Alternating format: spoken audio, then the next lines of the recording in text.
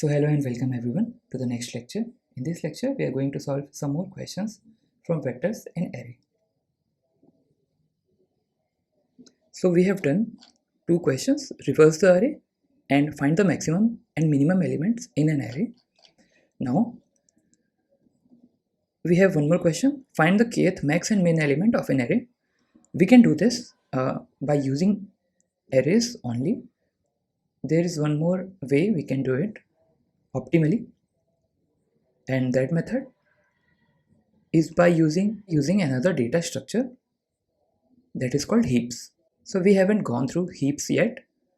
That's why we are going to solve it using arrays only. Okay, so to solve this question, what we are gonna do, we are given the integer array as our input, the left, right, and k. So let us check to the question. Kth smallest element in the given, all the elements are distinct, where L and R denotes the starting and ending index of the array, and an integer k as input, and returns the kth smallest element. To solve this question by using arrays, let us see how we are going to implement this. So this is our array. In this array, say there are multiple values 2, 6, 4, 8, 9, and 10. So we can see it is not a sorted array. To find the kth maximum and minimum kth smallest element, for this question we need to find the kth smallest element. Once we sort this array, we will get something 2, 4, 6, 8, 9, and 10. Now the kth smallest, say k is equal to 2, so we have to find the second smallest value. So first smallest is 2, second smallest is 4. So we need to find the second value of the array after sorting. We are going to implement this. To do so,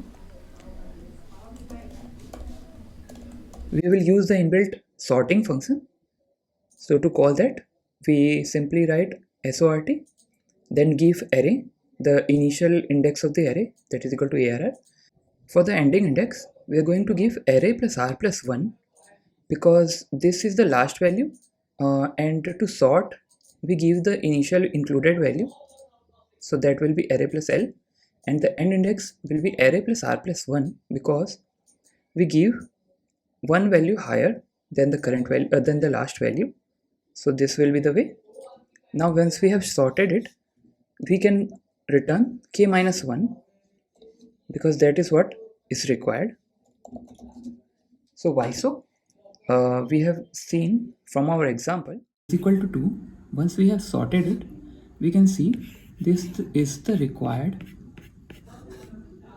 array, which is the sorted array. Now the second value is going to be 4, but the index of second value, as we all know, index start from 0, 1, 2, and so on. So the index will always be k minus 1. So index of that position will be k minus 1. That's why we are returning k minus 1. Now let us compile and check.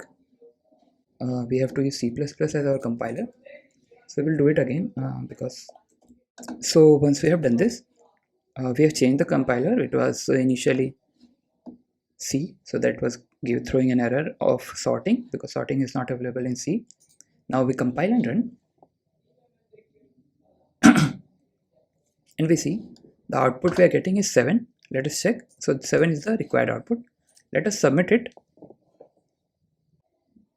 Yeah, so the solution is correct, and it is giving right answer. Now let us just check the time complexity of this question. Sorting is always done in n log n time, because inbuilt function uses quicksort or merge sort internally. So these two sorting we will discuss later. These two sorting give the result in n log n times. So the time complexity for sorting is n log n, and returning is O of 1. So overall time complexity will be O of n log n, and space complexity is going to be constant, because we are not using anything. We are doing everything internally. so we are not using any memory. That's why this is an efficient algorithm. So the required time complexity for this question, the best time complexity assumption is order of n. Right now we haven't gone through divide and conquer method. Once we go through divide and conquer, we would be able to solve it by that way also. We will come back to this complexity. So now this question is done for now. We will jump to the next question. So in our next question, we are given an array which consists of only 0, 1 and 2, and we are asked to sort the array without using any sorting algorithm. Okay, so that means we are given 0, 1 and 2 and we need to sort it in ascending order. Okay, order of n time complexity. So simply what we will do, we will create 3 variables, count 0. Now we will loop over every value present in the array, and if it is equal to 0, then we will increment 0. If this is true, then what we will do, we will increase count 0. If this is not true, then we will do one more ternary operator. We will check if ai equal to 1. If that is true, then we will simply out count 1 plus plus, else count 2 plus plus. So this is a ternary operator, ternary inside ternary. What we are doing is we are checking if a1 is equal to 0, then we increment 0. If ai is equal to 1, then we are incrementing count 1, and else we are incrementing count of 2. Now we have to print the value. So while 0 is available, like while count 0 is not equal to 0, we are printing 0. Now while count of 1 minus minus, we are printing 1, else while count 2 minus minus, we are simply printing, okay, see out 2 and then see out and line to break the line. Let us check. Okay, so the question, the printing is correct, but the question is not asking to print us. It is asking to change the value of ai. So what we will do, we will initiate integer I, and simply a of I is equal to 0, a of I plus plus equal to 0. Every time it will increment itself. A of I plus plus equal to 1, and similarly a of I plus plus equal to 2. Okay, so we do not need to this end line also. We will remove it. So we can see 0, 0, 1, 2, 2 is getting as our result. So we can submit it. So we have to find the union of two arrays. We are given two arrays. It would have been better if the arrays were sorted. Then we could have done that in O of n plus m time. But now the arrays are not sorted. So we need to find the union. We can do it in two ways. The first one is either by using sets. Set as a data structure has a property that it will contain only the single times the value, even if it is present multiple times. 1, 2, 2, 2, 3, 4, 5. So if we will save all this value into a set, it will be saved as 1, 2, 3, 4 and 5, because the repeated values are not saved in set. There is another way we could implement this, that is by using arrays only. By using arrays, we can do it by sorting. What we will do, we will create an array, integer array, say name it as C. This will be of size n plus m. N plus m means it will add both the values. So initiating it to 0. So what we are doing, we're gonna iterate to every position in array C and copy the values from array A. So first we will iterate to all the values in array A.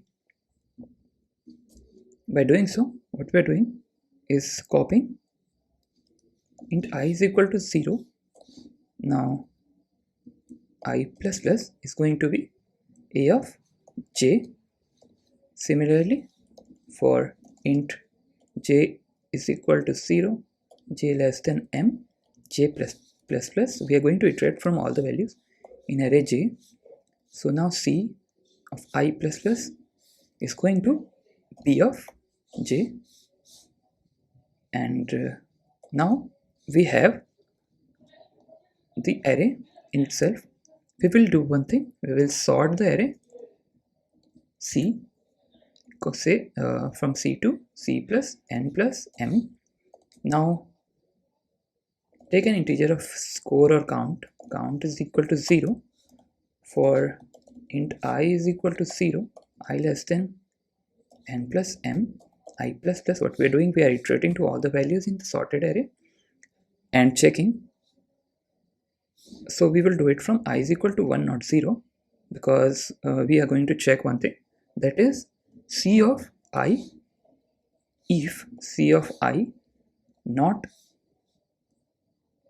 equal to c of I minus 1, that means it is not the repeated value, then in that case we need to count plus plus, increment the count. If the values are repeated, so we do not need to increase the count. In union, we are not going to save the repeated values.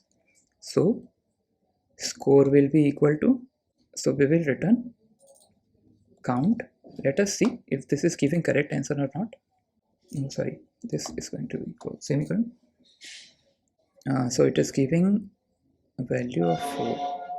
Okay, so our base case is count is equal to 0, but that is not true because we are iterating from I is equal to 1.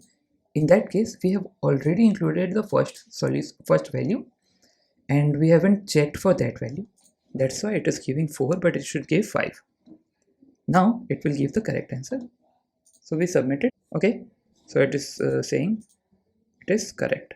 Max summary sum. This is a very good question. Let me show you what this question means. Say we have an array of different values. So we want the maximum possible sum of a continuous array. Say we in this case, if we take only one, then the sum is equal to 1. If we take both these, it will be equal to 3. If we take 3 of these, it will be equal to 6. If we take this, it will be equal to 5. And if we take all the values, then it is going to be 9. But if, say example, we have at this position, the present value is 2 minus of 2, then in that case, the total sum will be 3 at the end if we take everything. So we want a continuous array that gives the maximum possible sum. Here we can see this is going to give the maximum possible sum of 6, and in all other cases, we won't get the maximum continuous sum. So to solve this question, we use Cadence algorithm.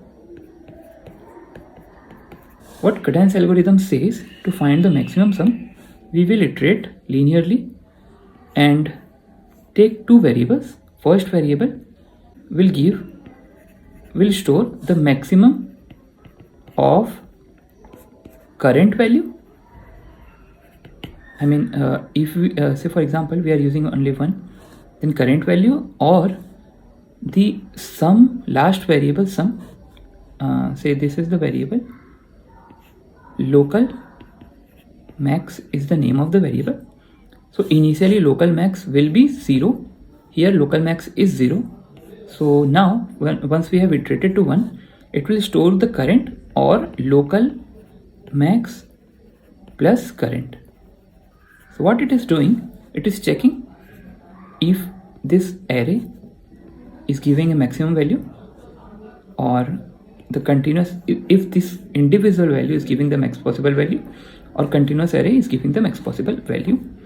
So in that case, what we're gonna do, global max is going to store global maximum max of global maximum value or local max value. So it will store the maximum result so far. Now once we iterate to number 2, here the sum will be 3 and local will be 2. So local max, this will be 2 and this will be 2 plus 1 3. So it will store 3 and max will store, lastly max was 1 or local max 3. So max will become 3, this will become 3. Now when we come to 3 here, the local max here current will be 3 and local plus current will be 6. Global will check here, global is currently 3, local max is 6, so now global will be 6. Now when we go to here, -1, we see current is equal to -1 and local plus current is equal to 5. So local max will be 5, but global max is already 6 now. So 5 or 6, it will only keep 6. It won't change. Similarly, when we come to -2, the sum here will be 3, local will be -2. So what will happen? It will come here, it will check global max is 6, local max is 3. So it will keep it as 6 and we will get our result. So this is the way Cadence algorithm works. It keeps two variables. First one to check the maximum so far, and the second one is to check the maximum so far, and the first one, local max one, is to check what is the value we are getting till the continuous array. Let us implement it. So integer, local max and global max. Let us initialize it to int mean values, because at the first iteration we want to check with int minimum and then go on. So now int I is equal to 0, I less than n, I plus plus, we are going to iterate to every value. Check local max is equal to max of local max plus arr of I, or normally array of I. It will check the max of so far, and global max will be equal to max of global max comma local max. Now this is the result. Return, we are going to return our global max, and this is going to be long because we are iterating long.